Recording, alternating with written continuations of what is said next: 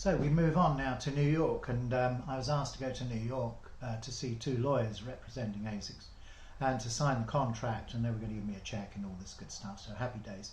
And they took me to a very exclusive restaurant in New York called Smith and Wollensky. Now, Smith and Wollensky are the #1 steakhouse in America, and it was very, very posh indeed. It's all very dark and so on and so forth.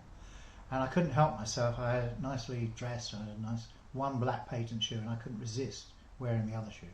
Just couldn't resist it. So there we are in the restaurant, very expensive.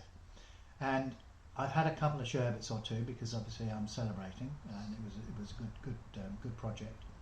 And I hear a voice behind me, and there's a lady goes, "Excuse me," she said, "Could you do that again?" And I knew what she was talking about because I got my back to her, but I was tapping my foot up and down on the carpet. And then she goes, "Wow." She goes, "Wow." She said, "Could you, excuse me," she said, "could you come and join my party?"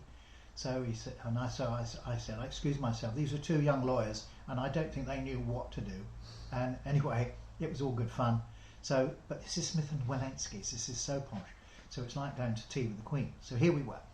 And I spoke to this lady, says, "Come on," and I tapped the shoe. She said, "Well, no, they can't see it. Could you get up on the chair?" So I got up on a chair, and I was still tapping. And they had a big round table. It must be 12 people. And so I started tapping. She said, "Well, some of the others, they still can't see it." And I was wondering if I was being set up for a TV program. But anyway, I wasn't. And so in the end, they cleared the table in Smith and Wollensky's.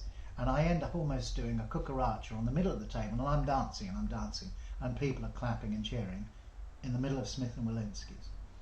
It turns out, I didn't know who was sitting there, but this lady was married to Bill Blass. And for us in the UK, we've not heard of Bill Blass, but he was the #1 tailor couturier in New York at the time. True story.